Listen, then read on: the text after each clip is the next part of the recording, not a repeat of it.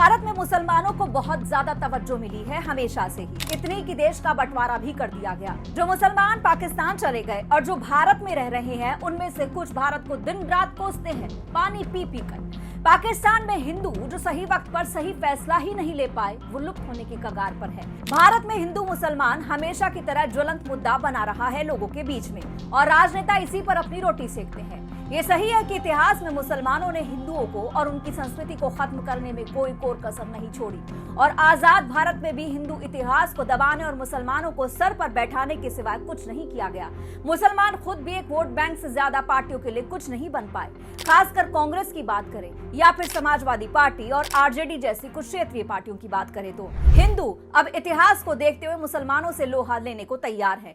देश में अपने कई ऐसे नेता भी हैं जो हिंदू धर्म और संस्कृति को लेकर एक्शन में रहते हैं, जिनमें नाम आता है योगी आदित्यनाथ का, हेमंत बिस्व शर्मा का, अमित शाह का, खुद पीएम मोदी का भी। बाकी और बहुत से नेता हैं। आजकल नवनीत राणा भी उग्र बयान दे रही हैं, और वो भी उग्र बयानों के जवाब में। खैर, लेटेस्ट बवाल मचा हुआ है धर्म आधारित जनसंख्या के आंकड़ों को लेकर। पहले प्रधानमंत्री की आर्थिक सलाहकार परिषद ने एक रिपोर्ट जारी की, जिसके मुताबिक 1950 में भारत की जनसंख्या में हिंदू आबादी 84% थी, जो 2015 में घटकर 78% आ गई। इस दौरान मुसलमानों की आबादी 9.84% से बढ़कर 14.09% हो गई है।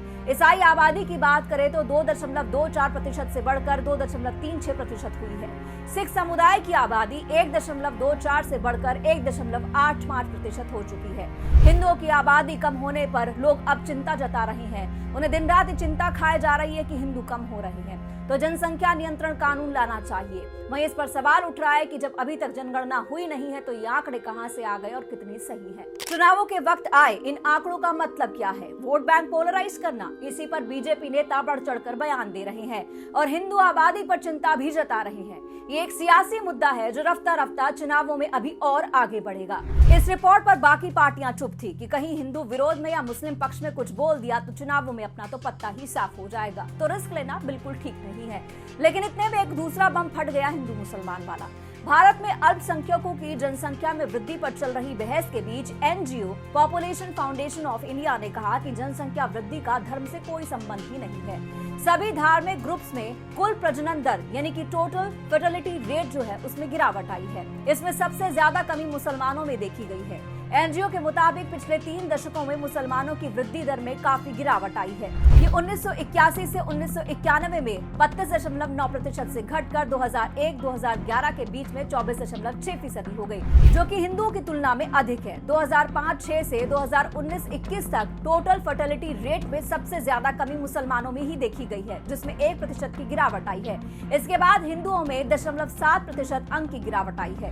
ये प्रवृत्ति इस बात को दर्शाती है कि सभी धार्मिक समुदायों में प्रजनन की दर एक समान रही है। एनजीओ के मुताबिक फर्टिलिटी रेट का सीधा संबंध शिक्षा और इनकम के स्तर से है, ना कि धर्म से। जिन राज्यों में शिक्षा, स्वास्थ्य सेवा, सामाजिक आर्थिक विकास को लेकर के बेहतर काम किया जा रहा है, वहाँ सभी धार्मिक समूहों में कुल प्रजनन दर कम है। इससे पता चलता है कि विभिन्न समुदायों में प्रजनन दर एक समान है।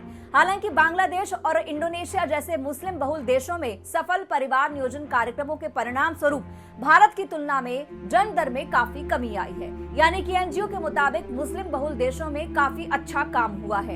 इन देशों ने महिला शिक्षा को बढ़ावा देकर रोजगार के अधिक अवसर और गर्भ निरोधक विकल्पों के बेहतर पहुंच के माध्यम से मुकाम हासिल किया है।